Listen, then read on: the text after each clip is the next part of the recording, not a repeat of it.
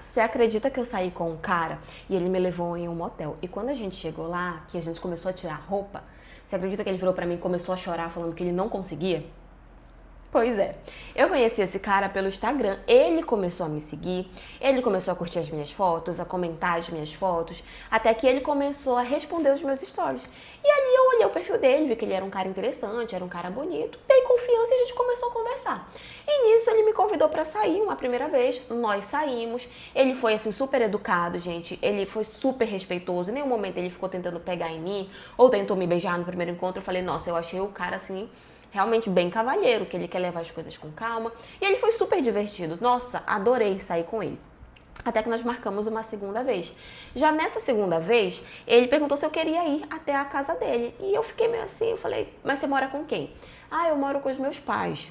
Aí eu prefiro não ir. Se você fosse morar sozinha, eu até iria, mas, poxa, a gente tá se conhecendo, não acho que é legal já conhecer os teus pais. Ele, não, você tá certa, tudo bem. Daí a gente saiu, fomos jantar e tal, e foi a primeira vez que ele me beijou nesse segundo encontro, e o clima já foi esquentando, e ele perguntou se eu queria ir até o motel com ele. E eu falei que sim, eu queria. E fomos. Chegando lá, a gente começou a se beijar. Pra mim tava tudo certo. Pra mim eu tava assim, ó, com o meu fogo lá em cima.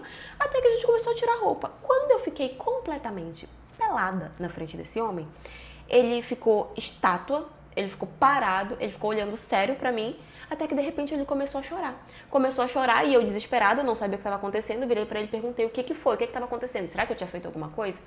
Daí ele só olhou pra mim, começou a pedir desculpas e falou que ele não conseguia, que pra ele não tinha como, que não dava. E nisso, enquanto ele pedia desculpas e falava que não dava, ele tava chorando, e ele tava chorando de soluçar.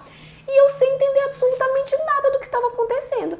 Daí eu só sentei, comecei a botar minha roupa e esperei ele se acalmar, porque, tipo, eu não sabia, né?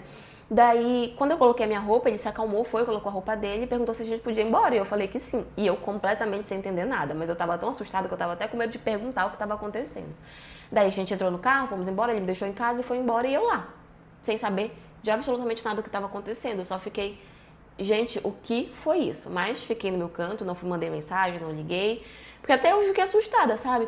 Mas aí quando foi no dia seguinte, ele mandou uma mensagem pra mim perguntando se a gente podia conversar, se ele podia me buscar pra gente ir numa pracinha que tinha perto da minha casa, só pra conversar, que ele queria me explicar o que tinha acontecido. Eu falei que sim. E assim, ele passou, me buscou, passamos lá nessa pracinha, sentamos e começamos a conversar. E ali ele foi me falar que ele estava se descobrindo homossexual, que ele não tinha certeza se realmente ele tinha atrações por homem ou não, ele estava em dúvida e ele estava desesperado para ficar com alguma mulher porque ele ainda era virgem. O cara já tinha seus 20 e poucos anos e ele era virgem. E ele não entendia porque ele nunca tinha perdido a virgindade dele. Só que ele não tinha entendido que ele era gay. E ele não queria aceitar. O problema não era nem a família dele, era ele que não queria se aceitar. Na cabeça dele, os homossexuais eram aberrações, eram pessoas assim, que eram pessoas ruins, que eram pessoas más, eram pessoas doentes. Então o problema era que ele não queria se aceitar. E quando ele resolveu ficar com uma mulher, que no caso era eu, ele percebeu que ele não conseguia, que ele não sentia vontade, ele não sentia desejo, o negócio dele nem subia. E foi ali que ele entrou em desespero e percebeu que ele não gostava de mulheres.